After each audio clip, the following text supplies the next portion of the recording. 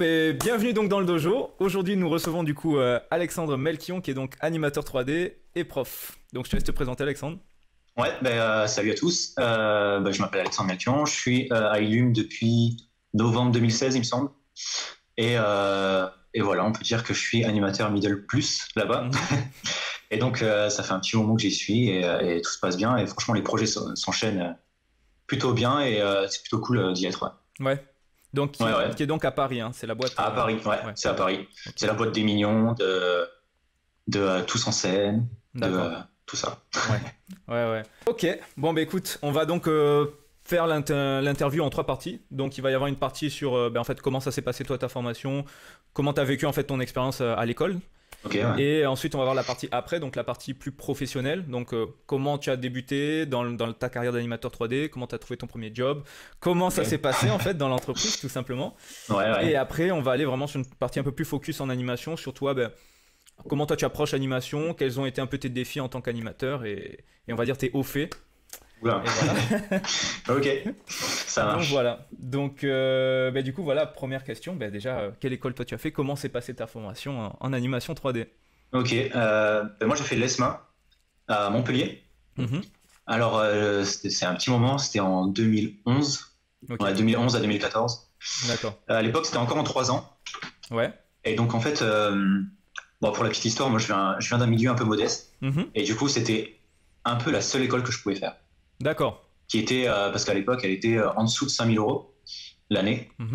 Et c'était qu'en 3 années. Donc, moi, c'était vraiment la seule école que je pouvais faire financièrement. Et qui avait un certain level, on va dire, voilà, je pense que c'était dans les 5 premières en France. D'accord. Donc voilà, je me suis lancé. C'est vrai que maintenant, de nos jours, je pense que le prix a dû monter à presque à 7 000, hein, voire même. Ouais, je pense qu'on n'est pas loin. Et puis, c'est passé en 4 années. Donc, ouais. Voilà. Okay. Et si tu avais eu le choix, tu serais quand même parti vers cet axe-là ou tu aurais peut-être choisi une autre école un peu plus prestigieuse si tu avais eu les moyens? Je sais pas trop. Je t'avoue, je sais pas trop parce qu'elle était. J'aimais bien les courts-métrages qui sortaient de là-bas. D'accord. Ça restait dans le sud de la France parce que moi je viens de Bordeaux à la base. D'accord. Donc c'était quand même la ville aussi, tu vois, ça donne envie. Ouais. Et ouais, je sais pas. Je pense que bien sûr, si j'avais les moyens financiers et artistiques, j'aurais tenté les Gobelins. Ouais, mais... ça voilà, c'est sûr. Mais ouais, non, franchement, je regrette pas du tout. Ok. Bon. Ouais, je regrette pas. En plus, c'est une école qui était généraliste, enfin qui est généraliste. Ouais. Et à l'époque, je savais pas encore que c'était l'animation que je voulais faire. Ah d'accord, ok. Donc toi, quand t'es rentré vraiment dans l'école, tu es venu pour découvrir un peu les différents métiers de... Ouais, en fait, j'avais déjà feuilleté le livre de Richard Williams, j'avais déjà regardé, j'avais déjà fait des blind shapes et tout, tu vois, j'étais un peu généraliste en fait. Ok. Et ouais, c'est vraiment là-bas que je me suis dit... Alors, par contre, ça c'est intéressant quand tu as déjà fait des blend shapes, c'est-à-dire tu avais déjà touché à la 3D avant de... Ouais.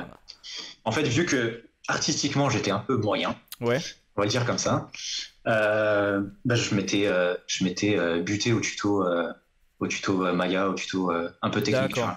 Okay. Pour dans le dossier en fait avoir déjà une base qui leur paraisse solide, hein, plus ou moins. Ouais. Ok. Donc pour rentrer à l'ESMA, tu passes quand même par un test d'entrée, par un concours. C'est pas vraiment un concours, je pense que c'est, je me souviens plus, mais il me semble que c'était un dossier. C'est un dossier, hein, d'accord. Ouais. Ok.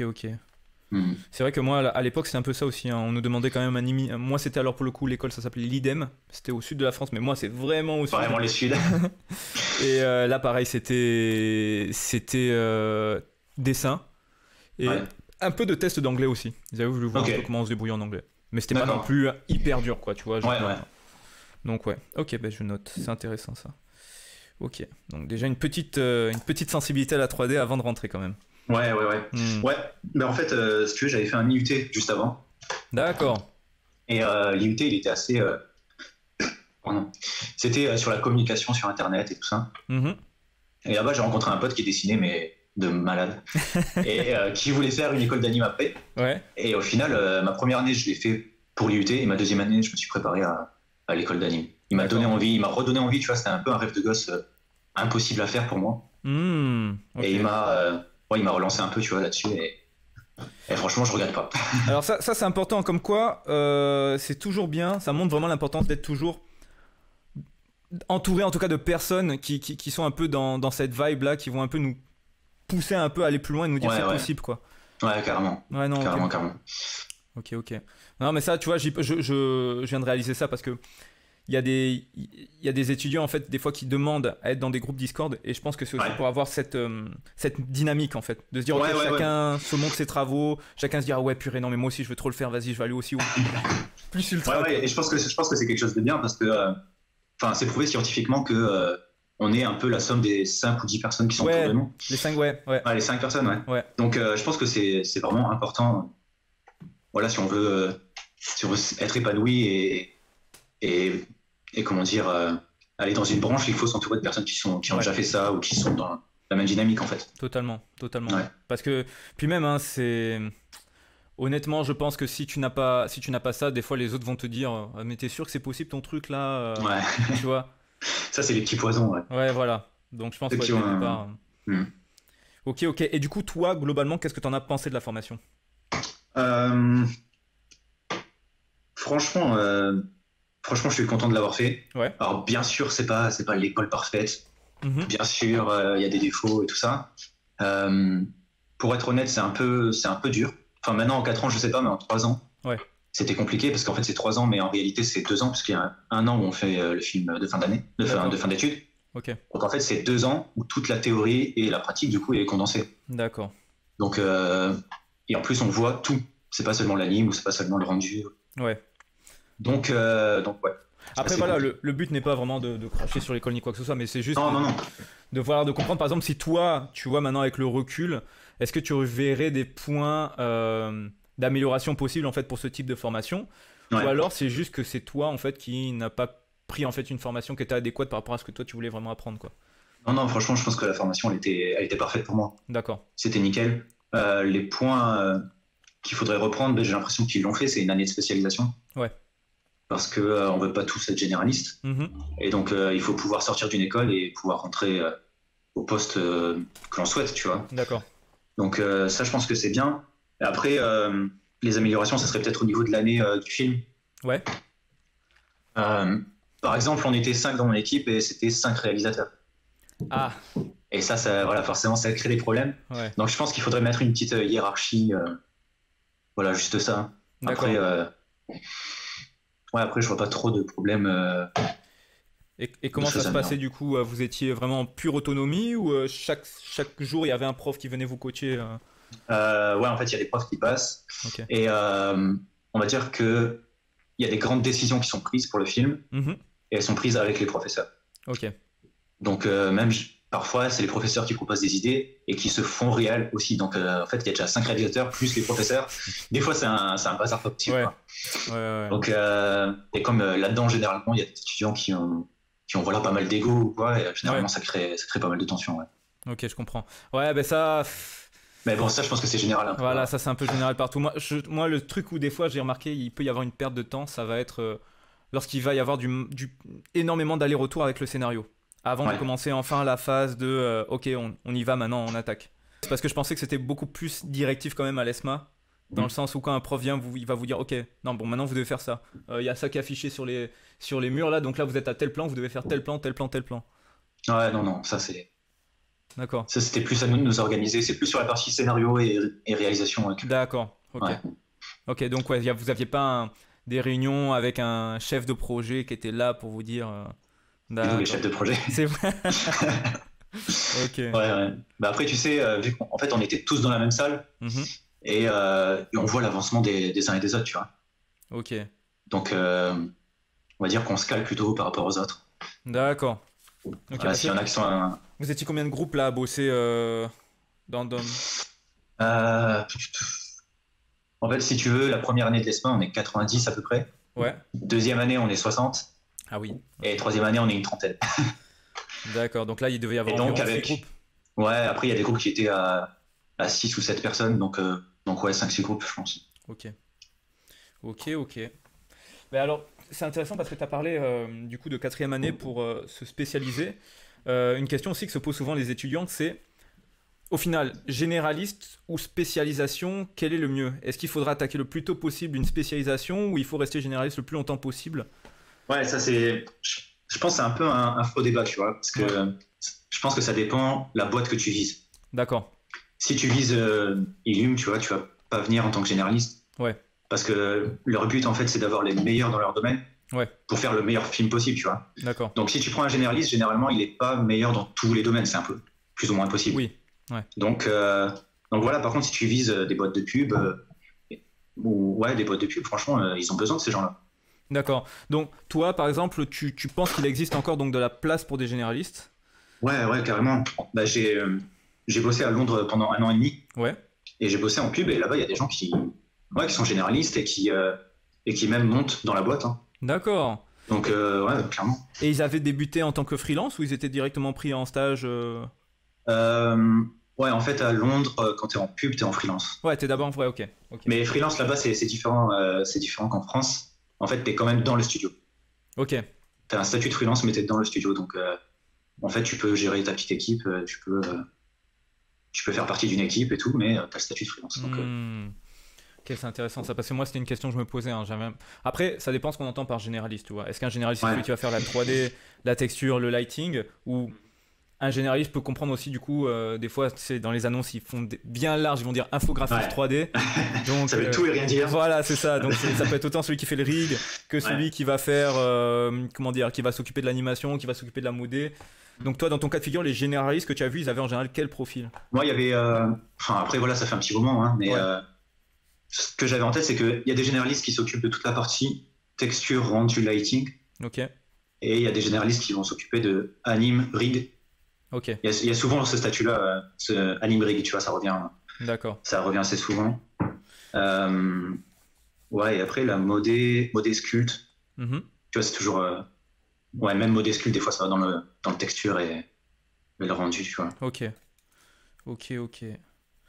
Bon, après ça c'est bon à savoir. C'est vrai que du coup, oui, pour quelqu'un qui est dans cette optique-là, une école qui va rester généraliste va être intéressante. Mais je pense que du coup, est-ce que tu penses que, par exemple, si quelqu'un, dès la fin de la première année, il sait qu'il va être animateur 3D, il faudrait qu'il essaye de se spécialiser déjà, d'aller dans une école qui est beaucoup plus focus sur ça, ou ça peut quand même lui servir de rester... Franchement, moi pour ma part, tu vois, dès la fin de la première année, j'ai su que je voulais faire de l'anime. D'accord. Alors, ce que j'ai fait, c'est que j'ai maintenu la moyenne dans les autres matières. Ouais. Et je me butais pour l'anime, tu vois. Je me butais. D'accord. Et en troisième année, pour le film de fin d'études, j'ai dit à mon équipe, moi, c'est plutôt l'anime, tu vois. Et après, bien sûr, j'ai fait un peu de modé. Bien sûr, j'ai fait un peu de compo, des choses comme ça, parce qu'on est 5 et voilà. Ouais. Mais mon main, c'était l'anime, tu vois. D'accord. Donc, il y a cette possibilité. Et après, il y a l'autre possibilité qui est de... Je sais pas, à mon époque, il y avait Animation Mentor. Ouais, donc c'est cours en ligne. Qui était le top, tu vois. Et je pense que si j'avais su dès le départ que je voulais faire de l'anime, peut-être j'aurais tenté ça, tu vois. D'accord, ok, intéressant. Peut-être j'aurais tenté ça parce que je suis plutôt quelqu'un de, tu vois, casanier, introverti, j'ai pas besoin forcément de plein de gens autour de moi pour me donner la motivation. Ok. Donc je pense que j'aurais pu faire ça, tu vois. Mais à l'époque, je connaissais pas vraiment et tout ça. Ok, je comprends. Alors... Là, pareil, tu vois, parce que ça, je suis confronté à ce genre de problématique avec des élèves. Ça m'est arrivé justement la semaine dernière, où ils me disaient, voilà, moi, j'en ai marre, je veux me focus que sur la lime, mais l'école, à chaque fois, les autres profs, ils vont gueuler parce que, voilà, ils disent que je m'investisse pas. Et c'est vrai que ça crée, en fait, une incompréhension, en fait, entre le prof qui vient, tu vois, pour donner son cours, qui veut que l'élève soit un minimum concentré, et l'élève qui dit, ouais, mais moi, je sais ce que je veux maintenant. Je veux plus perdre de temps. Ouais, c'est sûr que, tu vois, tu viens dans une école pour des professeurs, pour ce que l'école a à te proposer, tu vois.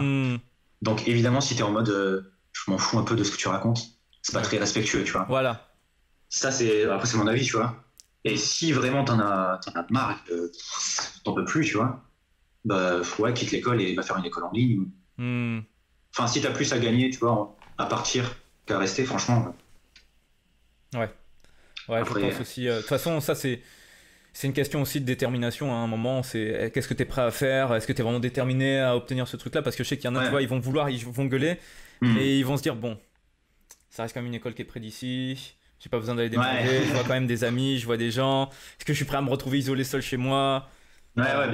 Il faut mettre les pour, les contre et choisir et vraiment faire un choix. C'est sympa.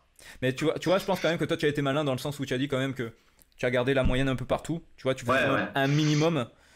Est-ce que ça impliquait aussi, parce que ça c'est des fois moi des trucs que je remarque, que tu fasses à chaque fois des nuits blanches, des heures pas possibles Mais ça c'était Ouais, c'est ce que je te disais tout à l'heure, c'est condenser tout en 2 années. Ouais. C'était très compliqué. Il y a plusieurs mois d'affilée où j'ai dormi maximum 6 heures par nuit, quoi.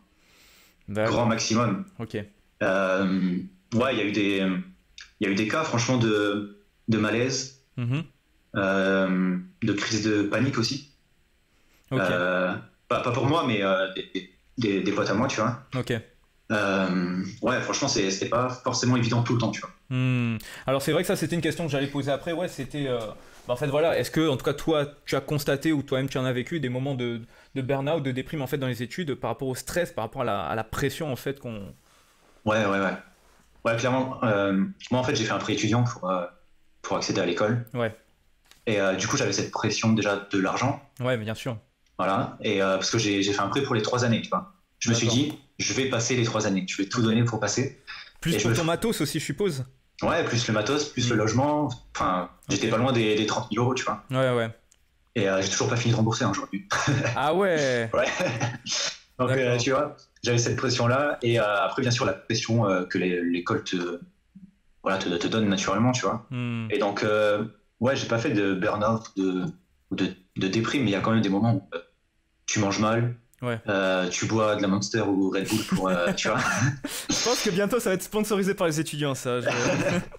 Ouais, le faites pas. Franchement, c'est. Et ouais, et bien sûr, il y a des nuits où tu travailles, et tes yeux ils se ferment, tu vois. Ouais. Et t'es obligé d'aller prendre une douche. Ouais. Et tu t'assois dans la douche comme ça. Et petit à petit, tu t'endors, tu vois. Ouais, il y a plein de moments comme ça, ou des moments où tu dis, bon, je vais dormir 10 minutes et je reviens. Ouais. Et tu reviens, en fait, il est 8h30 et t'as cours à 9h et t'as pas fini ton job. Et du coup, tu transfères tout ça sur une clé USB rapidement et ça, tu sais que ça sera de la merde et tout ça. Mais tu vois, c'est plus des moments comme ça de stress et ouais, de manque de sommeil, manque de nutrition de qualité, tu vois. Ouais. Là, ça, ouais. Mais et du coup, toi, de toute façon, bon, je sais pas après si tu as vu d'autres exemples de personnes qui géraient différemment ça, mais ouais, au bout d'un moment, en fait, c'est juste que t'as pas le choix, quoi. Il faut que tu produises et tu gères ton temps comme tu peux avec tes compétences que t'as et voilà, quoi. Ouais, c'est ça. C'est ça. Après, il y en a qui, en fait, il y a une résidence attachée à l'ESMA. D'accord. Il y en a qui étaient dans cette résidence. Et eux, bien sûr, ils s'entraidaient de ouf, tu vois. Ils étaient là les uns les autres. Moi, j'étais en cité universitaire. Et du coup, j'étais tout seul, je crois. Je pense qu'il y a personne de l'école qui était là-bas. Ah ouais. Ouais, et du coup, des fois, je squattais chez une pote avec d'autres potes, on squattait là-bas et on dormait là-bas, mais ça arrivait quelques fois, tu vois. D'accord. Donc ça, c'est intéressant quand même ce que tu soulignes là, le fait de pouvoir quand même avoir un petit, pas une communauté, mais en tout cas, voilà, un groupe d'amis où vous pouvez souvent vous voir, rester ensemble pour bosser, c'est beaucoup. Ouais, non, mais c'est clairement ça. En fait, c'était. En fait, tu vois, les gens là-bas, ils avaient la possibilité d'aller toquer chez le voisin pour demander un conseil. Ouais. Ou même pour se détendre, tu vois. Ouais, parce qu'ils vivent la même chose, quoi. Donc, quelque part. Ouais. Donc, franchement, ça, c'est un plus. Si vous avez la possibilité de le faire, faites-le parce que, ouais, c'est. Ouais, non, donc c'est pour ça, hein, les étudiants, dès que vous avez l'occasion, on a de la chance maintenant, on a les groupes Discord, on a plein de choses comme ça pour communiquer. Si vous n'êtes pas à côté, donc profitez-en. Parce que vous n'êtes pas obligé de faire des groupes de travail, vous pouvez juste faire des groupes de soutien où vous allez juste vous parler, dire voilà, bah écoute, moi en ce moment c'est la PLS. Ouais. Et voilà, mais rien qu'en de parler, en fait, ça fait du bien, quoi. Ouais, en fait, il faut s'entourer comme on peut, tu vois, là. Plus physiquement, mais il faut continuer à le faire. Ouais, non, je suis assez d'accord là-dessus. Ok. Non, mais tu vois, ça, c'est un aspect, moi, pour le coup, nous, on était plus petits dans nos classes. Ouais. On commençait à. Allez, nous, on avait une mise à niveau en art appliqué, on était une trentaine, et à la fin de l'année, à toute dernière année, donc il y avait une mise à niveau, et ensuite les 3 ans, et on était 12 à la fin, quoi. Ok, ouais. Mais on n'était pas en mode, tu vois, je pense, l'ESMA, il y a un peu cette vibe-là où on vous dit clairement, bon, ok, vous commencez à 90, deuxième année, il y a 60, quoi. Donc toi, tu dis, ok, là, faut que... Ah ouais, il y a clairement 3 classes en première année et plus en dernière, quoi, tu vois. C'est vraiment une classe qui saute à chaque fois. D'accord, ouais, donc il y a aussi cette pression. Est-ce que vous avez... Parce que je sais que des fois, il y a des écoles où ils font ça, ils poussent le vice de mettre un classement. Non. Ok, c'est quand même pas non. Là, d'accord. Non, mais déjà, la première année, il y en a plein qui partent d'eux-mêmes. Ah, ok. Ouais, il y en a plein qui... parce que finalement, c'est pas leur truc. Ouais. Tu vois, ils ont payé une année 5000 balles, c'est pas leur truc. Ouais. Okay. Et il y en a qui... c'est trop dur, tu vois, c'est pas les études qu'ils veulent faire, c'est... Ouais. Justement, il y a peut-être trop de pression, ils veulent pas faire des nuits blanches pendant 1 an, tu vois. Et voilà. Mais là aussi, petite question, mais au final, vous aviez quand même des vacances ou dans l'année ou pas? Ouais, on avait des vacances. Déjà Noël. Ok. Après, voilà, les vacances, tu choisis, quoi. Soit tu rentres à la maison, soit tu travailles. Ouais, c'est vrai, ouais. Parce qu'on avait quand même des projets à rendre à la rentrée, quoi, tu vois. Ok. Ouais, bon, au final, tu vois, c'est quand même quelque chose qui a pas trop changé. Et ça, de toute façon, un étudiant, quand il va dans une école comme ça, faut qu'il s'attende à ça. Faut qu'il s'attende à ce qu'il y ait de l'investissement derrière. Parce que c'est là, en fait. Vous avez 3 ans pour être formé, ou vous avez 3 ans pour être opérationnel pour aller dans le monde du travail. Ouais, c'est clair, et c'est pas une mince affaire. Hein. Je pense que sinon, vous pouvez avoir une année supplémentaire, mais voilà, faut pouvoir se la payer, quoi. C'est encore Ouais. Après, voilà, ça, c'est une question aussi sur laquelle j'allais venir. C'est au-delà même du diplôme, selon toi, quel est le plus intéressant entre le bachelor et le master? Dans notre domaine, en tout cas. Ouais, dans notre domaine, parce que franchement, je pense que même le diplôme, on s'en fout un peu. Hein. Ouais. Ouais. Je pense. Hein. Alors, à part un truc, c'est quand on veut travailler à l'étranger. Exactement, en fait, c'est ça. Et même, je dirais, et même, tu vois. D'accord. Parce que, après, je connais personne, tu vois, qui a été travailler à l'étranger. D'accord. Sans avoir un diplôme d'une école d'anime, tu vois. Ouais. Je connais personne dans ce cas-là. Donc, je peux pas dire, mais j'ai l'impression que si t'as des mots, elles déboîtent. Ouais, ils vont trouver un moyen. Ouais. Ouais. Ils vont trouver un moyen d'avoir un visa et voilà. Ok. Donc ça, c'est l'importance du diplôme. Ensuite, selon toi, master ou bachelor? Master ou bachelor, ça, je sais pas, hein, je t'avoue, je sais pas. S'il y en a un qui est nécessaire qui est demandé par l'administration de l'État où tu vas, du pays où tu vas aller travailler, voilà, mais après, je sais pas trop les différences en fait. En soi, c'est pas forcément par rapport à la validité, mais au fait que, en gros, quand on va te proposer en tout cas un master, c'est qu'en gros, tu vas faire 2 années de spécialisation supplémentaire plutôt que d'aller directement dans le monde du travail après ta licence, quoi. Ouais, tu fais 5 années en fait d'études. Voilà, c'est ça. Et en fait, moi, j'aurais bien aimé avoir ton avis là-dessus sur est-ce que toi, tu penses que c'est nécessaire de prendre 1 ou 2 ans de plus pour se spécialiser Moi, je pense qu'il faut pas voir ça par rapport au diplôme, mais vraiment si oui ou non, ça va te donner une spécialisation. Ouais. Et si oui ou non, ça te donne quelque chose en plus, tu vois, dans ta démo. Parce que vraiment, les boîtes, elles regardent ta démo. Ouais. Tu vois, les directeurs d'anime ou autres, ils vont regarder la démo et ils vont dire oui ou non, tu vois. Et peut-être dans un second temps, ils vont regarder, je sais pas, le CV pour voir où est-ce que tu as travaillé. Ouais. Franchement, je pense même pas. Peut-être dans les petites boîtes, mais à Elium, en fait, il y a je sais pas combien de démos qui arrivent par jour. Ouais. Et franchement, ils n'ont pas le temps de regarder dans le détail comme ça, je pense. Alors ça, c'est intéressant. Ça, de toute façon, on va en parler après sur comment ça a pu voir les phases de recrutement dans notre domaine. Ouais, moi, en fait, tu vois, la question que je me posais, en tout cas, c'était au final, ces masters-là, donc ça, faudra que j'interroge un peu les écoles à ce niveau-là, et les anciens élèves, est-ce qu'au final, ça va être juste des années où, au lieu de faire des exercices chez toi, tu fais des exercices en fait dans l'école où tu vas avoir un retour de prof, ou c'est vraiment quelque chose où on va t'ajouter d'autres matières comme par exemple je sais pas moi, tout ce qui est gérer une direction artistique ou gérer un projet ou communiquer directement avec d'autres pros, je sais pas, tu vois. Ouais, ça après je pense que ça dépend de ton objectif. Moi par exemple, si j'avais voulu me spécialiser en anime du coup, je pense que j'aurais fait une école en ligne comme je t'ai dit. Directement, ouais. Ouais, parce que là en fait t'as affaire à des professionnels déjà qui travaillent encore. Ouais. Parce que les profs, ça fait peut-être 15 ans qu'ils n'ont pas bossé, tu vois. Ouais. Après, bon, il y a des intervenants parfois, mais ouais, il y a des gens qui y travaillent et qui en plus travaillent chez Disney, Pixar, ouais, de ouf. Feu Blue Sky. Ouais. Ouais. Mais tu vois, c'est des gens qui savent de quoi ils parlent et qui font la meilleure anime qu'on a aujourd'hui, tu vois. Donc, ouais, pour le coup, on est sûr, en tout cas, d'avoir une méthodologie qui est adaptée aux besoins contemporains, on va dire, quoi. Ouais, et puis je pense que tu te fais aussi des contacts. Je pense que, parce que généralement, c'est par classe, tu vois, de 6 à 10, il me semble. Ouais. Et il y a moyen que dans ces 6 ou 10 personnes, tu retrouves des gens par la suite, tu vois. Ça, c'est vrai que ça, c'est intéressant. Hein. Ouais, parce que généralement, quand tu sors de là, t'as quand même un certain level, quoi. Ouais. Parce que, j'ai déjà regardé le cursus. Voilà, si tu prends les fondamentaux, à la fin. Moi, je t'avoue que je suis passé par une école aussi en ligne. Alors, je sais pas si ça te parle, ça s'appelle Yakanim. Alors, ça me dit de nom. Ouais. Mais c'est l'une des premières écoles en fait françaises spécialisées dans l'animation 3D. Et là, c'est vraiment des pros donc français qui bossent. Il y en a un qui bosse à Sony Pictures. Alors, je sais qu'à l'époque, il bossait sur Moi Moche et Méchant 3. Et là, pareil, en fait, c'est le même système, sauf que là, ce qui est intéressant, c'est que tu étais vraiment en individuel. Ok, ouais. Et ça coûtait 850 € les 3 mois. Ok, ouais. Donc plutôt correct. C'est pas mal, et, ouais. Et moi, par exemple, tu vois, là, ça m'a vraiment. J'ai fait 2 shots d'animation durant ces 3 mois-là et ça m'a vraiment fait pousser beaucoup plus dans le détail. Ouais. Mes animations, quoi. Donc ça, c'était cool. Ouais, mais c'est ça qui est bien. Tu vois, tu peux travailler chez toi, faire un second club, par exemple. Voilà, ouais. Mais tu n'auras pas les retours d'un professionnel et qui va te dire, qui va te diriger un peu, tu vois. Parce que tu peux avoir des idées parfois qui sont pas terrible. Ouais. Surtout quand tu débutes en anime, tu penses avoir des idées de fou.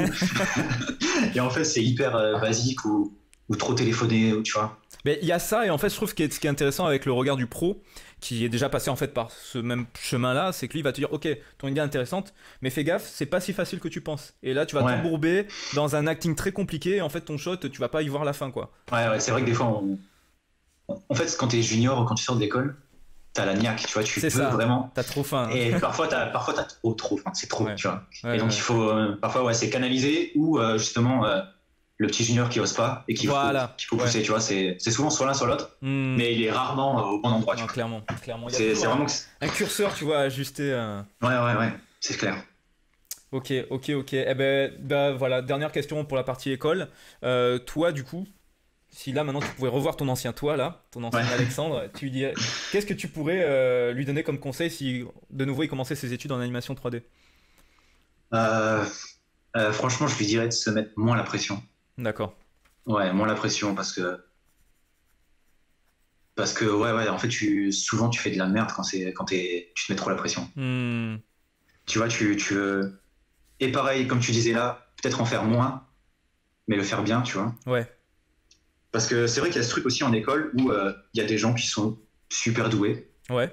Ou alors qui arrivent avec un background artistique et du coup ils vont savoir où placer les lumières pour que ça fasse quelque chose de joli, tu vois. Et c'est vrai que quand t'as pas ces qualités-là en arrivant, tu vois, parfois tu te compares un peu et du coup t'as envie de faire bien, tu vois. T'as envie de pas passer, enfin de pas être en bas du tableau, tu vois. Bien sûr, ouais, normal. Et du coup, c'est vrai que parfois tu te mets un peu de pression, tu essaies de faire un truc trop bien et au final tu te chies un peu, tu vois, c'est pas terrible. C'est ça qui est paradoxal en fait, je trouve, tu vois, c'est que à vouloir tellement bien faire, au final, ça devient contre-productif. T'es plus concentré, t'es plus dans le truc, tu vas commencer à faire de la merde, tu vas t'énerver. Ouais. Je sais pas, Maya, il va cracher, tu sais pas pourquoi. Ouais, voilà, c'est ça. Et ça arrive surtout au début quand t'es en première année. Tu vois, la deuxième année, je me suis concentré sur l'anime. Et le reste, je me suis dit, ok, je fais quelque chose de simple, efficace. Voilà. Mais la première année, tu vois, je voulais faire au mieux. Ouais.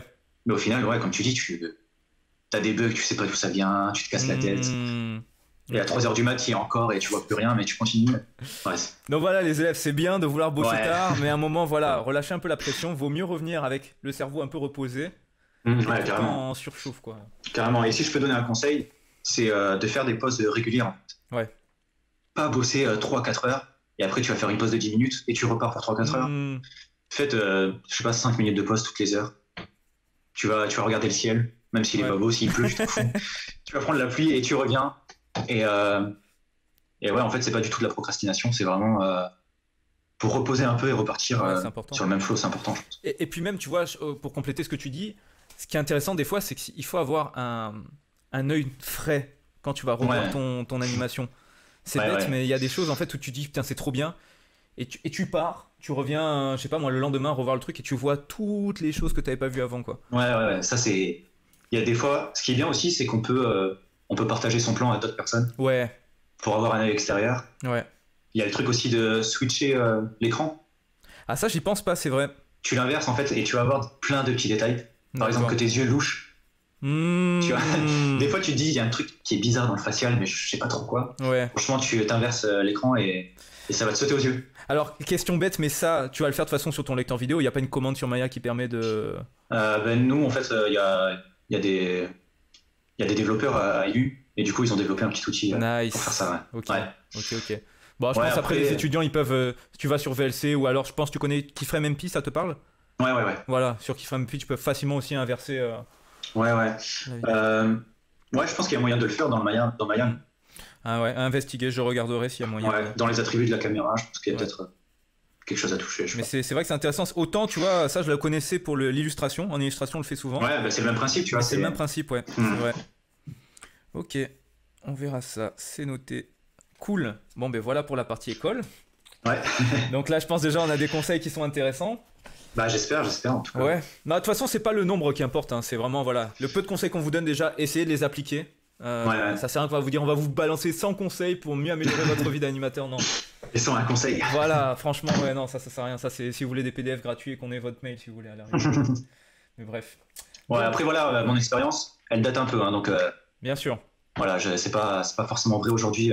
Alors, moi en tout cas, je te confirme, j'ai encore plein d'étudiants qui sont dans ce cas de figure, hein, où ils se mettent une pression pas possible. J'ai des étudiants, mais genre, ils m'envoient les travaux à 2-3 heures du matin. Je dis, mais dormez, purée! Dors! Mais c'est. Ouais, non, ça n'a pas changé. Hein. Ça n'a pas changé. Il y a toujours ce côté, comme toi, il y en a qui font des crédits, tu vois. Et rien que ça, déjà, pour les parents, pour eux-mêmes, ils se disent, non, là, faut que j'assure, quoi. J'ai pas le droit à l'erreur. Ouais. Et ils ont du mal. Ils ont aussi cette peur, tu vois, parce que je pense que certains n'arrivent pas à se dire, ok, quelle quantité de travail, quelle qualité il faut que je fournisse dans une matière pour me dire c'est ok. Tu vois. Donc ils vont se dire non, il faut juste que je sois bon partout. Et mais voilà. Donc souvent on a un peu cette mentalité au départ. Donc moi, c'est un truc que j'essaie de mettre en place, tu vois, parce que moi je sais que dans ma classe tous mes élèves ne veulent pas être animateurs 3D, donc je veux dire voilà, pour avoir la moyenne, voilà ce que j'attends. Les autres, ce sera du bonus et vous aurez plus quoi. Ouais, ok. Je pense que ça peut aider quoi. Au moins l'élève a... Ouais, je pense, mais même dans tous les domaines, j'ai l'impression que ça revient. C'est qu'il faut faire quelque chose de structuré qui fonctionne dans un premier temps. Ouais. Et après, on vient rajouter les fioritures et les. Ah oui, je vois ce que tu veux dire. Les petits trucs qui vont donner le plus, tu vois. Ouais. Mais déjà, fais quelque chose de bien et qui fonctionne. Ouais. Dans un premier temps. Donc voilà, et bien qui fonctionne, les gens, ça veut pas dire que ça soit hyper beau déjà, que ça vous éclate les yeux. Voilà. Bien qui fonctionne, ça veut juste dire déjà que ça correspond déjà à ce qu'on vous demande dans la consigne. Ouais, exactement. Ok, bon, ben voilà pour l'école. On va passer maintenant à la sortie d'école. Allez. Du coup, toi, comment ça s'est passé alors quand t'as eu ton diplôme et qu'il fallait sortir d'école, il fallait attaquer le premier job? Comment c'était ton premier job déjà? Est-ce que c'était compliqué? Alors, ça n'a pas été si compliqué. Je crois que j'ai eu le premier job au bout de 3 mois. D'accord. Ouais, 3 mois et demi, un truc comme ça. Ok. Donc ouais, par exemple pour le prêt, tu vois, j'avais négocié un petit décalage de 3 mois. Ah, ok. Et c'est bien tombé parce que j'ai eu mon premier job au bout de 3 mois. Et ça, tu l'avais anticipé à l'avance, qu'il t'aurait fallu... Ouais, parce que je m'étais renseigné sur l'ESMA et je savais que les jobs, les étudiants avaient plus ou moins 3-4 mois d'attente avant leur premier job, tu vois. Ok. Donc la banque m'avait proposé ça et bien sûr, tu vois, dans tous les cas, c'était bénéfique pour moi. Donc, ouais. Ok. Enfin voilà, et du coup, j'ai eu mon premier job chez Dwarf à Montpellier. Ah mais je connais, oui. Je connais Dwarf. Ouais. Et c'était à l'époque, en fait, il y avait pas grand chose là-bas, ils faisaient que de la pub. D'accord. Et en gros, il y avait un lead anime et un autre animateur. Donc 3 c'était en tout. Et donc, moi, je suis venu pour aider sur une fin de projet. Et du coup, j'ai eu mon premier job qui a duré 3 semaines. Ah ouais. Ah ouais. Voilà. D'accord. Et tu vois, pour 3 semaines, je me suis dit, ok, j'y vais. Parce que j'étais pas à Montpellier à ce moment-là, j'étais à Clermont-Ferrand, je crois. Et j'ai réussi à me faire loger par une pote qui était encore à l'ESMA. D'accord. Et voilà, j'étais logé, donc c'était parfait. Et 3 semaines de job là-bas, où j'ai été payé, attention, 75 par jour. Ouais. Ah ouais. Donc pareil, petit conseil, les juniors, si vous cherchez un taf, il faut le prendre en fait. Enfin, si on vous propose un truc. Parce que sans ça, je pense que j'aurais peut-être pas été pris direct chez Tinto après. En fait, ça m'a permis d'avoir un petit truc, tu vois, un petit truc en production. C'était pas grand-chose, mais c'était suffisant, tu vois.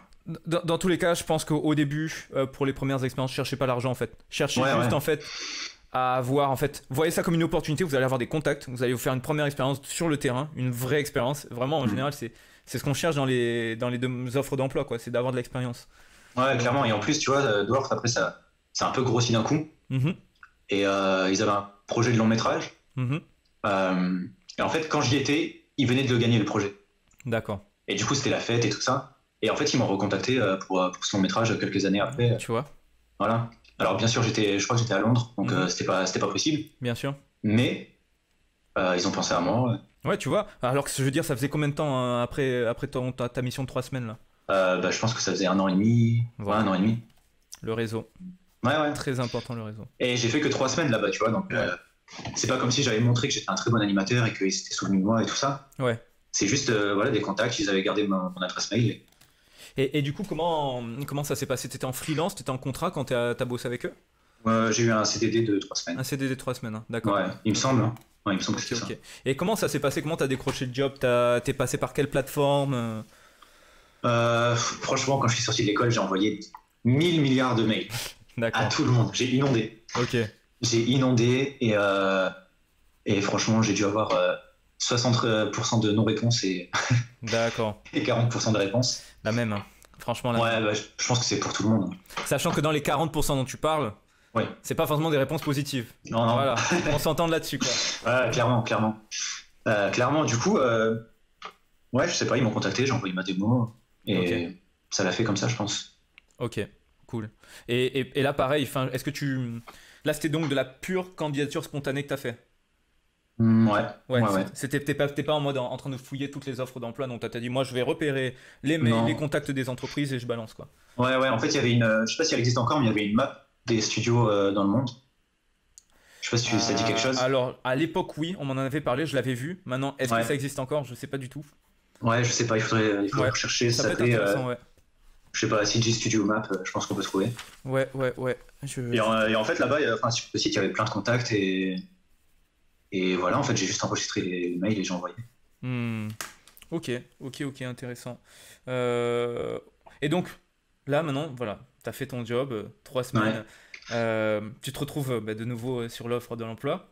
Ouais. Comment t'as fait? Comment t'as rebondi Comment j'ai rebondi en fait, c'est Tito qui m'a contacté. D'accord. Ouais, parce que du coup, j'avais envoyé un mail à tout le monde, quoi. Et ils m'ont recontacté en me disant si je pouvais faire un test. Ouais. Voilà, je sais pas si toi tu l'as fait, je sais pas si c'était... En fait, c'est marrant parce qu'on a eu exactement la même histoire. Ah ouais. Moi, c'est-à-dire j'étais à Dwarf et après j'ai reçu un mail positif de Timto et j'ai dû faire un test. Je me rappelle, on passait par une plateforme qui s'appelait FileZilla et du coup, voilà, je téléchargeais les fichiers. Il m'avait laissé, je crois, 1 ou 2 jours, un truc comme ça. Ouais, c'était ça, ouais. Et il fallait faire alors je sais pas si toi c'était ça le test. Moi, le test c'était fallait faire un saut au-dessus d'un fossé. Ouais. Et on m'avait donné et un acting, c'est ça, voilà. Ouais, c'était pareil. C'était sur la série, un personnage de la série Angelo la débrouille, un truc. Ouais. Voilà. Ouais, clairement. Avec sa grosse tête là. C'est ça, voilà, ouais, c'était ça. Bah pareil. Et en fait, je viens de m'en souvenir. Le test, je l'ai fait à Montpellier pendant que j'étais chez Dwarf en fait. D'accord. Ouais. Bah moi pareil. Moi, j'avais prévenu en fait. Après, tu vois, normalement, il y avait un préavis. Parce que moi j'étais en CDD mais pour une certaine période. Mais moi en fait dès que j'ai eu l'offre chez Timto, je me suis dit non, c'est vraiment ça que j'ai envie de faire et du coup je leur ai dit désolé les gars, mais même si c'est 2 semaines avant la fin du contrat, moi il faut que j'y aille quoi. Ouais. Ok, donc Timto te contacte, donc voilà. Comme quoi c'est intéressant aussi, c'est que c'est pas parce qu'on envoie le mail donc à une certaine période que c'est de suite qu'on va avoir des réponses. Des fois ça va être enregistré dans une base de données et après Ouais, bah déjà, il faut savoir que vous n'êtes pas le seul à envoyer un mail à ces studios. Du coup, vous envoyez le mail le matin, il est là. Et quand ils vont regarder à 16h, il sera là et il y aura plein de gens devant vous. Donc, ça se peut qu'ils ouvrent tout simplement pas le mail. Bien sûr. C'est possible. Donc, c'est pour ça qu'il faut relancer aussi parfois. Ouais, mais toi, justement, pour Timto, tu avais fait une relance ou pas? Je m'en souviens pas, mais je sais que j'ai fait des relances où il y a à certains studios. Au bout de combien de temps? 2 semaines, 1 mois? Ouais, je pense qu'il faut pas trop envoyer tout le temps, tu vois. D'accord. Parce qu'à un moment, ça les saoule et next. Allez, blacklister celui-là. Okay. Non, mais je pense que toutes les 3 semaines. Enfin, après, ça dépend. Il y a aussi la possibilité d'appeler. Il y a la possibilité de venir sur place aussi. Enfin, là, c'est un peu compliqué, mais. Ouais. Il y a la possibilité de venir sur place et de rencontrer les gens. Ok, je note. Mais toi, du coup, d'un point de vue CV, quand tu vois ton CV de l'époque. Pareil, t'avais déjà une certaine méthodologie pour faire ton CV, pour ta lettre de motivation, ta démo reel, ou là t'as fait ça au feeling Oui, des CV, des lettres de motivation, j'en avais déjà fait. D'accord. Parce que j'ai fait un IUT juste avant, l'ESMA, et donc il fallait trouver des stages et tout ça. Donc, d'accord. J'avais déjà fait, je pense que j'ai repris ça et puis je l'ai un peu remanier à ma sauce. Ouais. Mais ouais, encore une fois, c'est la démo qui va regarder en priorité. Ouais, mais ça, c'est clair. Donc t'as pas de... Parce que moi, tu vois, j'essaye de dire aux étudiants, voilà, cherchez pas les phrases les plus pompeuses, mais salutations distinguées. Allez droit au but, en fait. Soyez clair et... Ouais. Tu vois. Ouais, je pense que c'est important de faire quelque chose de, encore une fois, simple et efficace. Ouais. Même le CV, n'allez pas mettre des dessins ou des choses comme ça qui peuvent... Parce qu'en fait, il va y avoir un jugement sur ces dessins. D'accord. Si vous dessinez moyennement, ça va pas être bénéfique pour votre CV, donc autant pas le mettre. Ouais. Par contre, si vous êtes un dieu du dessin, allez-y. Mais justement, toi, est-ce que ton CV, tu l'as beaucoup remanié depuis ou ça reste toujours la même formule? Ça fait un petit moment que je l'ai pas utilisé, du coup. Ouais. Ça fait ça quand je suis à Elim, ouais. Mais non, franchement, j'avais fait simple. À chaque fois, je rajoutais une ligne, tu vois. D'accord. Et même maintenant, j'ai envie de dire, il y a LinkedIn où il y a déjà tout ton CV. Ouais. Et généralement, les recruteurs, ils sont sur LinkedIn et ils regardent directement. Ouais, ils regardent directement. Ok. Donc, je sais pas comment ça se passe. Peut-être qu'ils le demandent toujours de façon un peu à l'ancienne, tu vois. Mais j'ai pas l'impression que ça sert à grand chose aujourd'hui. Bah ça peut être intéressant, tu vois, à la rigueur. Parce que je ferai une vidéo aussi sur comment bien créer son CV, sa candidature. Donc à l'occasion, si tu veux, moi je veux bien un extrait de ton CV pour voir. Ouais, je t'enverrai même l'aide de motivation, je dois avoir ça quelque part. Ok, cool. Dans les mails de l'époque. Ok, ouais, ça marche. Mais même moi, tu vois, je m'étais amusé un peu à comparer mes lettres de motivation, en tout cas mes mails de contact, on va dire. Et j'avoue que au début, j'avais aussi le style un peu pompeux et tout ça. Ouais, je pense qu'on l'a tous parce qu'en fait, on nous apprend à faire ça. C'est ça. On nous apprend, c'est un peu des choses qui nous paraissent arriérées maintenant, mais c'est la façon dont il faut faire, tu vois. C'est ça, ouais. Après, on est dans un milieu un peu cool, tu vois. Les artistes et tout ça. Ouais, et puis comme tu dis, tu vois, le recruteur, il se tape tellement de mails. Lui, il fait un truc, ok, toi, c'est quoi? Parce que moi, je sais pas si toi, t'as eu l'occasion de faire du recrutement ou pas. Non. Voilà. Moi, j'en ai fait et je t'avoue que pareil, j'ai vraiment compris c'est quoi leur vie en fait au recruteur. Et tu vas pas te casser la tête, quoi. C'est ok, il veut faire quoi? Bon, au moins c'est clair, je vais être animateur 3D, je suis beaucoup plus à l'aise avec les personnages. Au moins montrer pourquoi tu aimes le studio, c'est toujours bien. Ouais. Et après voilà, quoi. Voilà mon CV, ma démo reel, paf. Et moi je regarde la démo reel et c'est déjà la démo reel qui va tout dire. Hein. C'est ça en fait. Je pense que dans la lettre de motivation, il faut montrer que ouais, t'envoies pas le même mail à tout le monde. C'est ça. Que tu cibles un peu, tu vois. Ouais. Et même la démo reel, si je peux donner un conseil. Mettez des plans qui sont en corrélation avec le studio que vous visez. Tu vas pas envoyer, je sais pas, une animation de chien réaliste à Illum, tu vois. Ouais, clairement. Ils vont se dire, ok, c'est cool, l'anime elle est cool et tout ça, mais c'est pas ce qu'on fait. Ouais. Donc après, si t'as d'autres choses à côté, ok, mais... Des fois, tu vois, c'est un peu ça la problématique des étudiants, c'est qu'ils n'ont pas pu faire assez d'exercices ou de trucs comme ça. Et je vais leur dire, les gars, prenez le temps au pire de faire un shot de votre côté qui correspond un peu au style de l'entreprise, plutôt que prendre le temps déjà en espérant avoir un job avec le peu de trucs. Non, ça va pas matcher en fait. Ça sert à rien. Prenez le temps de faire un exercice derrière, c'est pas grave. Ok, vous avez fini vos études. Même s'il faut un mois, c'est pas grave. C'est un mois, mais au moins ce shot-là va vous permettre d'être beaucoup plus pertinent, quoi. Ouais, carrément. Et après, je pense qu'il y a vraiment deux grosses catégories. Tu vois, viser soit les VFX, soit l'anime, l'anime comme on l'entend, quoi. Ouais. Et encore. Je pense que... Et encore, tu vois, il y a soit tu vas dans le cinéma d'animation, soit aussi il y a le jeu vidéo où c'est les mêmes, c'est différent encore, tu vois. Ouais, après il y a le jeu vidéo, c'est vrai que j'en parle pas parce que je connais pas du tout. Ouais. Mais oui, là c'est clair que une démo de jeu vidéo, j'imagine qu'il faut des cycles, qu'il faut des choses avec beaucoup d'impact, beaucoup de d'arc, quelque chose d'assez visuel pour que ça soit visible rapidement et qu'on comprenne le mouvement. Ouais. On a tout le temps des gros plans sur la tête en fait dans le jeu vidéo. C'est vrai qu'un acting pour on s'en fout un peu dans un studio de jeu vidéo, j'imagine. Et encore, tu vois, mais même là, c'est là où, en fait, je reprends toi le conseil que tu as donné, c'est qu'il faut vraiment voir en fait ce que produit la boîte que tu vises pour te dire, ok, là par exemple c'est du jeu vidéo, mais ils ont de la cinématique aussi, donc peut-être ça peut être intéressant d'avoir de l'acting, quoi. Ouais, carrément. Ouais, après cinématique pour moi c'est comme du long métrage, quoi. Ouais. C'est le même débat, tu vois, c'est. Clairement. Ok. Bon, ben voilà au moins pour des petites listes de candidatures pour vous, les amis. Mais ça, on verra après plus tard. Ouais.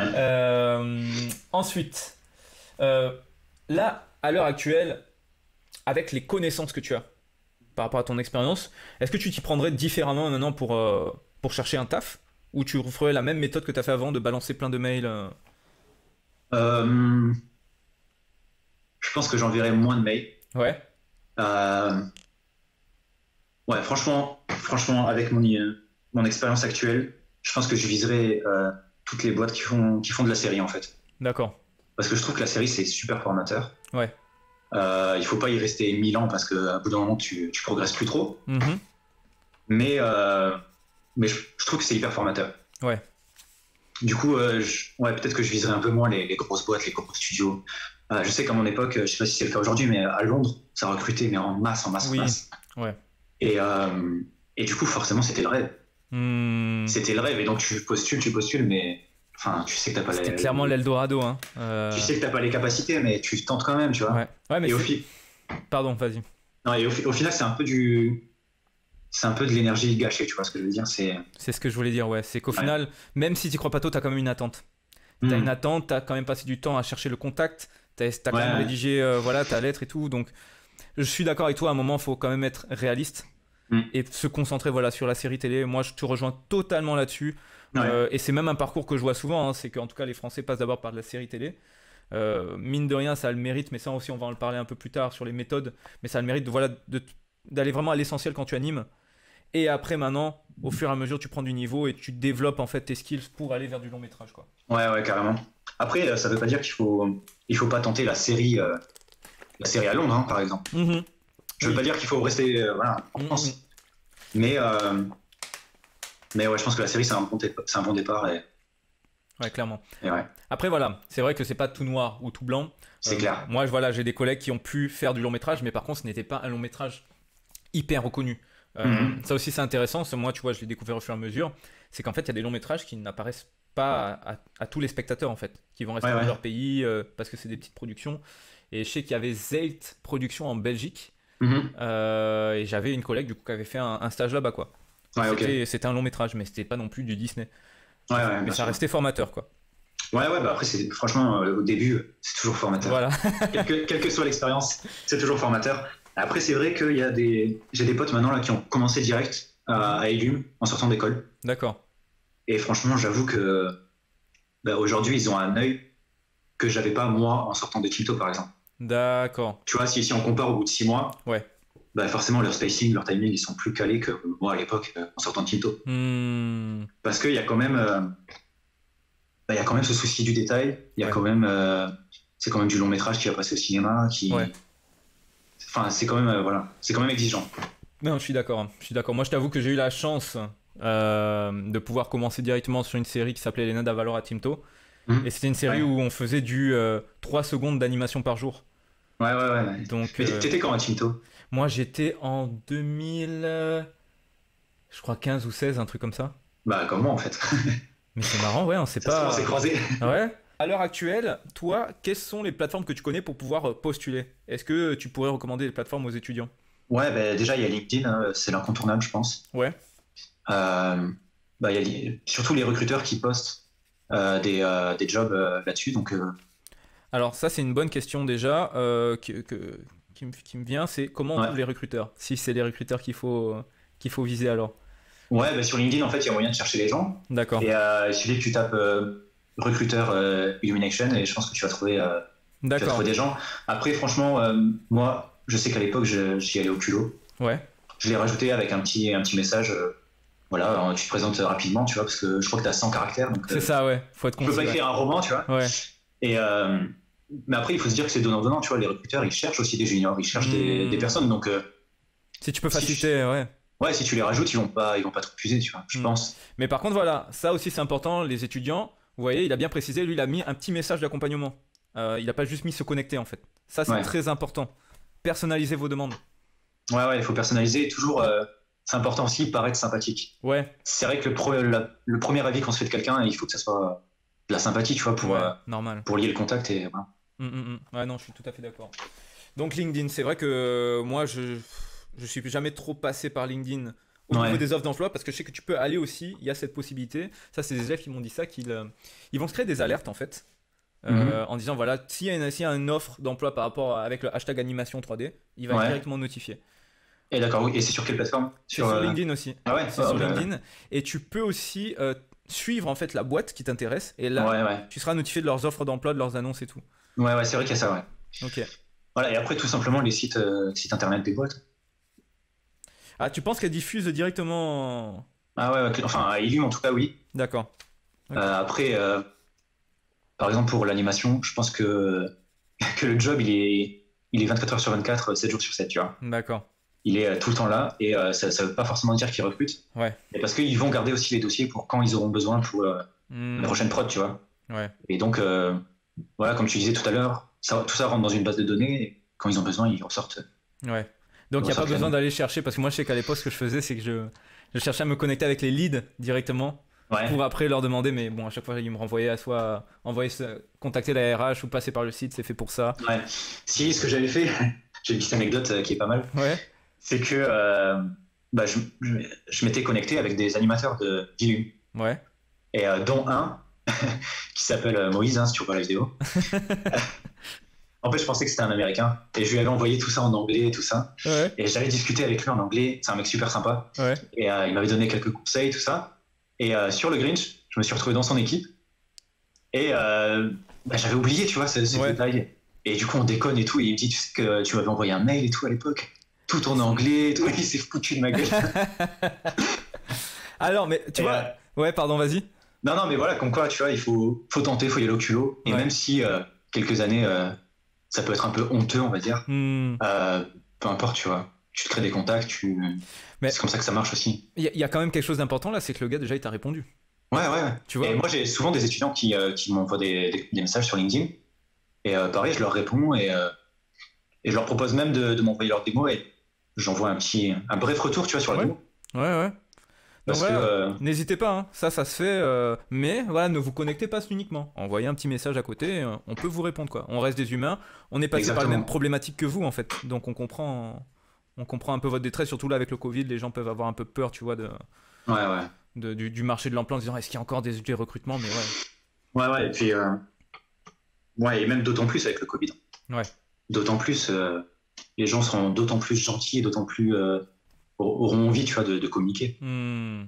Ok, non mais c'est bon à savoir. Je pense que au moins ça va les rassurer.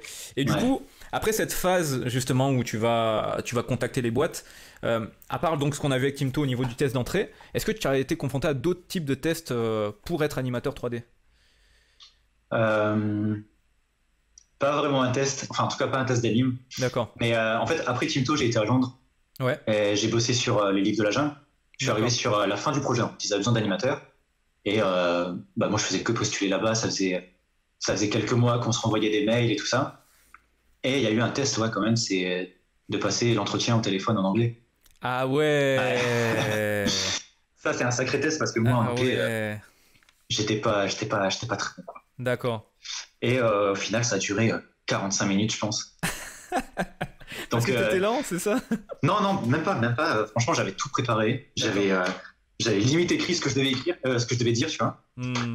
Mais non, je m'étais bien préparé et ça a duré 45 minutes. J'étais lessivé après ça, tu vois. Ah bah tu m'étonnes. Mais voilà, comme quoi ça a fonctionné et puis. Alors du coup, c'était quoi le nom de la boîte? MPC, Framestore? Ouais, c'était MPC. MPC, hein. D'accord. Donc là, on était vraiment sur de l'anime réaliste, quoi. Ouais, carrément. Et du coup, j'avais fait des projets perso réalistes. Ah d'accord, t'avais anticipé déjà. Ouais, en fait, je savais qu'avec de la série, ce qu'on fait à Timto, et mon film de fin d'études qui était aussi un peu cartoon, je savais que j'avais zéro chance en fait. Ouais. Voilà. Donc même dès la sortie de l'école, je crois que j'avais déjà des plans VFX. D'accord. Parce qu'à cette époque, ça recrutait vraiment à fond, quoi. Et là, pour le coup, c'était vraiment en totale autonomie. C'est toi-même qui te disais, allez, je vais me faire un plan, je vais me... D'accord. Ouais. Okay. Ouais. J'ai trouvé des références sur YouTube et... Mais là, tu partais sur quoi? C'était des animaux, des créatures, des... Ouais, en fait, j'ai fait un cycle de marche d'un chien. Il y a un rig de Doberman qui est pas mal, qui est assez réaliste. Ouais. Et du coup, j'avais pris ce rig-là. Et ensuite, j'avais fait comme s'il y avait quelqu'un qui était en train de mourir un peu sur une table. Et il y a le chien qui monte, qui en gros court, saute, et il l'achève. Ah, ok. Et je sais pas, j'avais trouvé une rêve d'un chien qui montait sur une table ou je sais plus quoi. Ouais. Et ça m'a donné cette idée et voilà, je suis parti là-dessus. D'accord. Ah, c'était intéressant. Donc, t'as vraiment bossé la body méca du quadrupède, quoi. Ouais, et j'avais même montré ça à un mec de chez Disney à Annecy. Ah ouais, ok. Et pour moi, en fait, à cette époque, je m'en souviens, c'était genre le maximum de ce que je pouvais donner en anime, tu vois. Genre j'avais fait attention à tout, j'étais très précis dans ce que je faisais, tu vois. Ouais. J'avais bien poussé le truc. Et le mec de chez Disney, il m'a trouvé mais 10 000 retakes, tu vois. Genre, vraiment, il m'a donné plein de trucs. Ouais. Et c'est c'est là que j'ai vu que la marche était encore haute, tu vois. D'accord. Ouais. C'est vrai que ça peut faire un coup au moral, mais quelque part, tu te dis, ok, bon, j'ai encore des... Ouais, mais ça te rajoute une petite dose d'humilité aussi. Parce que y en a plein qui sortent de l'école et sont en mode, ça y est, je connais tout. Ouais. Tu vois. Non, mec, non. Clairement. Non, tu vas vite redescendre. Non, mais c'est sûr, et je trouve en fait que c'est vraiment ça, c'est qu'au fur et à mesure, ça, au-delà même de la qualité technique, ça va être vraiment ta précision, les petits détails que tu vas mettre. Et des fois, moi aussi, c'est ce que je vois. Bon, après ça, c'est vraiment pour l'acting, mais avant même, c'est l'idée, en fait. Le concept, ce que tu veux raconter, avant même de commencer à animer, c'est tout ce qu'ils appellent en anglais le thought process, donc le processus de pensée derrière ton shot, en fait. Carrément. Hyper important, quoi. Carrément, mais c'est comme. C'est pas pour rien, par exemple, que Pixar. Quand on regarde un Pixar, on est dans l'émotion, quoi. Ouais. Parce qu'ils pensent à la narration d'abord, l'idée d'abord, tu vois. Et ça prend du temps, hein. C'est des shots qui sont faits en plusieurs semaines, hein. C'est pas. Ah oui, clairement. Et puis le film aussi, il est bien pensé à l'avance. Ouais, non, c'est clair. Ok, mais en tout cas, c'est intéressant. Donc, tu t'es quand même concentré sur 2 shots bien axés, réalisme. Et là, tu as eu ta chance, du coup, à. Ouais, et tout ça, c'est aussi parce que je savais qu'il y avait beaucoup de demandes à ce moment-là dans le VFX. Et qu'il fallait que j'obtienne un job assez rapidement. D'accord. Et pourquoi pas tenter l'expérience. Moi, je suis quelqu'un qui aime bien voyager et qui aime bien rencontrer la culture autre que française, tu vois. D'accord. Et donc c'était tout bénef, en fait. Ouais. J'étais plus heureux, en fait, quand j'ai été accepté. Mais tu m'étonnes. Sur le livre de la jungle, en plus, tu vois, un Disney qui a fait notre enfance. Ouais. Et c'était parfait, quoi. Et comment dire, et du coup, au niveau de l'entretien, en fait, pourquoi ça a duré 45 minutes? T'ont posé des questions sur quoi? Je pense qu'au final, on est parti dans une discussion, tout simplement. D'accord. Et que, oui, entre le moment où je cherche mes mots, où il n'a pas trop compris ce que je voulais dire, et du coup, il faut que je l'explique en essayant de trouver d'autres chemins, et tout simplement, en fait, la conversation qu'il y a eu, je pense que ça a duré bien 45 minutes. D'accord. Ok. Donc, toi, niveau préparation, par contre, tu as bien dit que tu avais, pas ça c'était pour l'anglais, mais est-ce que tu avais quand même cherché des informations en amont, des choses pertinentes qu'ils auraient pu te anticiper les questions qu'on aurait pu te poser, ou tu savais déjà quoi t'attendre? Non, c'est vrai que pareil, j'ai communiqué en fait avec des anciens de l'ESMA qui avaient eu ce parcours. D'accord. Ou qui étaient dans ce studio. Ok. Et c'est vrai que le réseau de l'école, ça joue pas mal. Ouais. Ça joue pas mal parce que en fait, sans te connaître, ils te connaissent, tu vois. Ouais. Ils savent ton parcours, ils connaissent les profs avec qui tu as été, le cursus que tu as eu, et tout simplement l'apport qu'ils peuvent te donner, tu vois. Okay. Et donc généralement ils te répondent et puis ils sont très très sympas avec toi. Ouais, mais parce qu'encore une fois, ils savent ce que tu as vécu, quoi. Donc, voilà, c'est non, c'est cool, hein. C'est vraiment ça, je pense, l'avantage qu'on a dans ce domaine, comme tu as dit, c'est qu'on est cool et assez bienveillant quand même. Carrément. Dans ce milieu-là. On va jamais te prendre vraiment de haut, ou te dédaigner, ou te voir même comme un concurrent, quoi. Non, c'est plus. C'est aussi parce qu'on est dans un marché où il y a du job, tu vois. Ouais. Je pense que si les places sont chères, peut-être que le côté vicieux de l'humain va ressortir, tu vois, je sais pas. C'est possible. Mais c'est vrai que pour l'instant, il y a ce côté un peu famille, un peu pote direct, en fait. Ouais, c'est ça. Voilà. Et du coup, concrètement, eux, qu'est-ce qu'ils t'ont dit comme conseil pour l'entretien? Tout simplement, ils m'ont dit les questions qu'ils ont reçues à l'entretien, tu vois. Ok. Ils m'ont dit, voilà, on va te poser telle ou telle question. Enfin, moi, en tout cas, c'est ce qu'ils m'ont posé. Peut-être qu'ils vont te les poser et voilà, tu peux te préparer à ça. D'accord. Mais c'est pas des trucs... Enfin, moi, je sais que pour mes entretiens, c'était du style... voilà, toi, déjà, quel est ton parcours? Qu'est-ce que tu aimerais faire?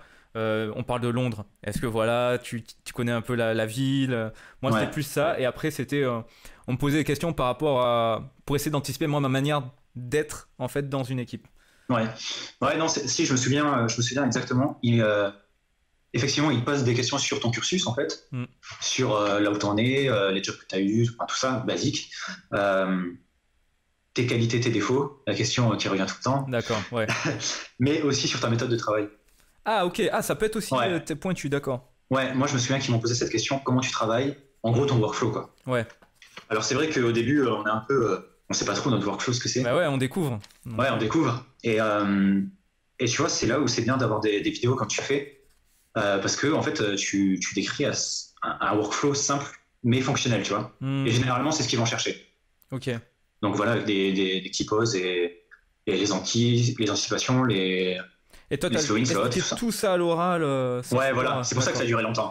Ok, je comprends. D'accord. Ouais, pardon, vas-y. Non, mais c'est vrai que quand tu leur expliques, quand tu utilises des mots slow in, slow out, anticipation, tout ça, et overlap, tout ça, en fait, ils savent que, ok, tu sais de quoi tu parles un peu, tu vois. T'es pas là en mode, je pose des clés et je vois comment ça marche, tu vois. Non, ils voient déjà que t'es structuré, que tu connais les clés principales, on va dire. Et puis après, c'est rassurant, je pense, pour eux, tu vois. Ouais.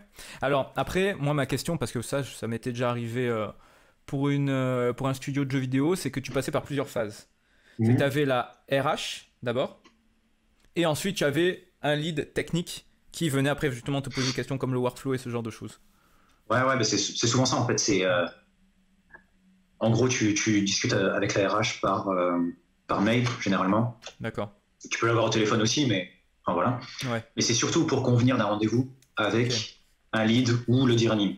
Ok. Là, en l'occurrence, à Londres, je me souviens plus. Mais à Elim, je sais que c'était le lead crowd qui m'a fait l'entretien. Directement, ok. Avec la RH à côté. Ok. Mais voilà. C'est marrant, hein, on dit toujours l'ARH. J'ai l'impression que c'est toujours des femmes. C'était une femme en tout cas. À ce moment-là. C'est vrai qu'il n'y a pas beaucoup d'hommes. Ouais, personnellement, j'en ai jamais vu pour l'instant. Donc, mais je pense que ça existe. Je pense que ça existe, mais c'est plus rare. Ouais, c'est vrai, de tête comme ça non plus. Tu vois. Alors, ça, c'est marrant. Ok, non mais intéressant. Donc, au final, tu vois, tu me fais me rendre compte que ce soit dans le jeu vidéo ou le cinéma d'animation, les entretiens sont assez similaires, quoi. Ouais. Voilà. Ok. C'est tout simplement parce que la RH a fait un écrémage en fait. Ouais. Il y en a qui n'ont pas le niveau, elle va pas les montrer au lead, tu vois. Ok. Alors, ça me permet de rebondir sur un autre point. Ouais. C'est que toi, du coup, tu as commencé en tant que salarié, vu que c'était des contrats. Ouais. Est-ce que tu penses que ça aurait été intéressant aussi de passer par du freelance, ou tu penses que c'est mieux d'attendre d'avoir de l'expérience avant de passer freelance? Je pense qu'il y a deux cas de figure. Ouais. Effectivement, il y a le cas de figure où tu n'as pas assez d'expérience et que du coup, tu en as besoin pour choper des jobs après. Et donc là, tu es obligé d'être salarié au début, voilà. Ouais. Et il y a le cas de figure aussi où peut-être tu es suffisamment bon, tu vois, en sortant de l'école, pour avoir des jobs. En fait, c'est au cas par cas un peu ce questionnement. Mais il y a aussi la nuance de est-ce que ça te dérange de travailler chez toi tout seul? Ouais. Ou est-ce que tu as besoin d'être en équipe? Est-ce que tu veux pouvoir travailler quand tu veux, plus ou moins, tu vois, avoir tes propres horaires? Ou est-ce que tu as besoin d'une structure pour être calé sur des horaires? Ça, je pense que ça dépend de chaque personne. Je sais qu'il y en a de ma promo qui ont fait freelance directement, qui sont restés autour de Montpellier et tout ça, et qui bossent comme ça. Moi, j'ai jamais fait ça, donc je sais pas comment ils chopent des jobs. Ouais. Mais ouais, ça existe. Ouais. Ok. Je pense qu'il faut aussi... il y a la notion de communication, tu vois, si tu es introverti, ça va être plus compliqué d'aller au contact, tu vois. Ça, c'est un bon point. Ouais, de démarcher les entreprises et de te vendre. Ouais, voilà, c'est ça, parce qu'il y a te vendre, mais aussi après la négociation, sur les tarifs, il y a plein de choses, quoi. Je pense qu'il faut être assez sûr de soi, et c'est vrai que c'est difficile en sortant de l'école. Je suis d'accord. Ouais. Sachant qu'on n'est pas formé à ça, en fait. Ouais, non. Déjà, s'il fallait prendre le temps de se former et à la fois sur ça, plus encore technique, mais là tu dors plus en fait. Là, c'est mort. C'est clair, c'est mort. Ok. Ça tombe bien vu qu'on parle de salaire, donc on a parlé des fois du côté freelance et s'adapter aux horaires. Est-ce que tu penses que quand tu débutes, il faut être préparé mentalement à se dire ok, bon, dans tous les cas, je sais que je vais faire des heures sup en prod, je sais que je vais pas être super bien payé, parce qu'il y en a, tu vois, ils se disent bon, j'ai quand même un diplôme, j'ai payé tant. J'ai fait un tel crédit, j'espère avoir au moins 1500 € en débutant et ne pas avoir à faire 45 heures par semaine, quoi. Ouais, je vois, là, je suis un peu mitigé, tu vois. Ouais. Ce qui est bien, c'est toujours d'avoir des offres de plusieurs studios. D'accord. Comme ça, en fait, tu peux choisir ton studio. Ouais. Et de deux, s'il y en a un où tu veux vraiment aller, mais il te propose moins que l'autre, ça peut être un élément de négociation en disant est-ce que vous pouvez vous aligner? Ouais. Tu vois, c'est pas une grosse négociation en mode je suis quand même meilleur que ce que vous proposez, tu vois. Ouais. C'est pour le même niveau, on propose ça, est-ce que vous pouvez vous aligner, ou moins l'entre-deux, tu vois. Voilà, couper la poire entre les deux, ouais. Ça, je pense que ça peut être une négociation possible. D'accord. Après, c'est vrai qu'en tant que junior, tu vois, t'as pas trop d'éléments à amener qui pourraient peser dans la balance. Tu vois, des étudiants comme toi, il y en a peut-être 10 par promo. Si c'est pas toi, c'est un autre. Voilà. Après, il y a peut-être le côté humain. Si tu t'entends bien avec la personne, si tu connais des gens dans le studio, peut-être que tu vois, le bouche à oreille et les connexions, en fait. Ouais. Ça peut aider. Ouais, parfois, il y a le piston aussi. Hein. On a souvent tendance à le dénigrer, mais... Moi, je dirais même que ça fait 50% des cas, hein, honnêtement. Je suis sûr qu'il y a des annonces en fait qui n'apparaissent pas en fait en ligne parce qu'elles sont déjà pourvues en interne en fait. Ouais, mais enfin, c'est clair que une fois qu'on est dedans en fait, dans l'entreprise, moi je connais les recruteurs par exemple. Voilà. Et je sais que quand elles ont besoin, tu vois, parce qu'on discute tout simplement et elles disent qu'elles travaillent voilà, sur tel projet, elles ont besoin de... Ou alors elles me disent, voilà, il y a plein d'animateurs qui doivent arriver pour le prochain projet, tu vois. Et moi, si j'ai des potes qui ont besoin d'un job, tu vois, forcément, je vais voir si la connexion peut se faire, tu vois. Normal, bien sûr. Mais ça, c'est normal. Et du coup, je pense que ouais, ça c'est... Quand tu arrives et que tu es junior, il n'y a pas grand-chose à amener de plus dans la balance dans la négociation. Après, pour les heures sup, ça, c'est un débat... ça, c'est un débat que j'ai eu avec moi-même. C'est que en sortant de l'école, en fait, j'avais tellement travaillé pour l'animation que je me suis dit, je ferai plus jamais d'heures sup, sauf si... Enfin, à outrance, en tout cas. Et sauf si c'est nécessaire pour le plan et que c'est de ma faute. Tu vois, par exemple, si je sais que franchement, j'ai été trop lent sur ce plan et que j'ai travaillé à moitié, tu vois. Là, bien sûr, je vais faire des heures sup pour que ça rentre dans les quotas. Tu vois. Ou si je sais que mon niveau il est en dessous et que du coup je galère et que je dois progresser tout simplement, bah il y a pas mille façons de progresser. Il y a soit tu passes par un prof qui te donne des conseils et tout ça, mais ça va pas faire 100% du travail, tu vois. Ouais, clairement. C'est à toi de travailler. Et donc là, oui, les heures sup sont à la fois bénéfiques pour le studio et pour toi. Donc en fait, c'est un choix aussi. Je sais pas, moi, il y avait des gens à l'ESMA qui sont arrivés à l'ESMA, ils avaient 30 ans. Ah ouais. Donc, ils ont déjà une famille, tu vois. Oui, ils peuvent pas se permettre... Il y a ça aussi, il y a ça aussi, tu vois. Moi, aujourd'hui, j'ai une famille aussi et je peux pas me permettre de faire des heures sup tous les jours. Ok. Voilà, il y a des... Ouais, c'est un choix personnel à faire. Et bien sûr, si tu dois prouver des choses et que tu peux, fais-le, tu vois, fais des heures sup. Si elles sont payées, tant mieux pour toi. Mais je suis d'accord avec toi. Moi, je te rejoins sur le fait que des heures sup, ok, mais en fait, il faut juste se demander pourquoi on les fait. Faut pas juste les subir, en fait. Ouais, clairement. Moi, pour le coup, pareil, hein, tu vois, des fois, je faisais des heures sup parce que je m'étais dit, ok, ce shot-là, il va être intéressant pour ma démo reel aussi. Je vais le pousser au max. Je vais le pousser au max. S'il faut finir à 21h, je finirai à 21h, c'est pas grave. Ouais, clairement. Et ça, c'est un truc que je faisais à Chimto. Ouais, pareil. Ouais, à Chimto, en fait, je choisissais un peu mes plans. Et comme à l'ESMA, tu vois, je faisais la moyenne pour certains plans. C'est ça. Et je me butais pour les 2-3 plans que j'avais choisis et qui étaient intéressants pour moi aussi, tu vois. Pour mon épanouissement personnel, parce que c'est un métier de passion aussi, tu vois. Tu vas pas... Si ça devient trop relou, stop, arrête. C'est clair. Ouais, je pense à un moment quand t'as ce feeling là où tu sens que purée, ce shot là, mais j'ai envie de le. Je sens que voilà, il m'éclate, j'ai envie vraiment d'aller au max, quoi. Et pas me dire bon, ou au pire, mais après là c'est des fois plus compliqué. Mais au pire, voilà, c'est même si tu l'as rendu après la deadline, enfin, essaye de le continuer après de ton côté, plus tard chez toi, quoi, si tu veux le pousser plus loin. Ça peut être aussi une idée. Mais ok, intéressant. Moi en tout cas, je suis d'accord avec toi au niveau des heures sup. On peut en faire, de toute façon, ça arrivera, mais il faut à un moment aussi choisir, comment on peut dire ça, son cheval de bataille, quoi. Ouais, et puis je pense qu'il faut aussi faire attention à sa santé. Parce que déjà, on passe 8 heures par jour, minimum, sur un ordinateur. Assis. Ouais. Les gars, faites du sport et faites des pauses. C'est clair. Non, mais ça, je te rejoins. Après, je sais que c'est parce que des fois, moi, tu vois, je ne la subissais pas cette pression, mais il y en a qui se mettaient la pression de c'est mon premier emploi.